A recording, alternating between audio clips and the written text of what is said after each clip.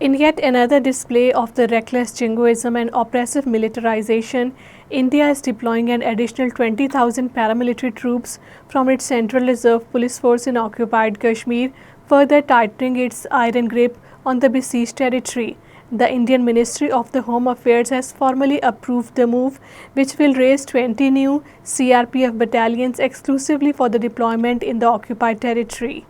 New Delhi installed administration led by the Lieutenant Governor Manoj Sinha has attached three more civilian properties under the draconian The Unlawful Activities Prevention Act in the Budgam district. The police, acting on the orders of the occupation regime, attached the properties including a double-story residential house with the premises belonging to Manzoor Ahmad Chaupan, Mohammad Yusuf Malik and Bilal Ahmad Wani in the Harwani, Chewa and Khag areas of the Budgam district. Indian Armed Forces carried out large-scale mock drills in occupied Kashmir, claiming the exercises are aimed at enhancing the readiness and improving the response capabilities. However, these military activities have drawn criticism for creating a jingoistic atmosphere and instilling fear among the civilian population.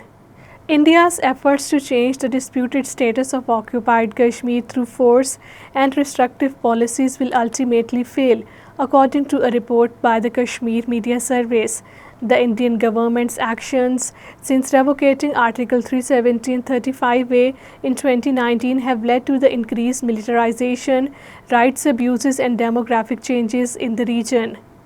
People's Democratic Party leader Abdul Wahid Parra has hit out at the BJP-led Indian government for viewing Urdu through the communal lens marks, which he said is a dangerous law in the political discourse of the occupied Kashmir. Parra was responding to the BJP welcoming on the decision of the Central Tribunal, stating the occupied Kashmir government order, which made Urdu mandatory for applying to the post of the Naib Tehsildar in the occupied territory.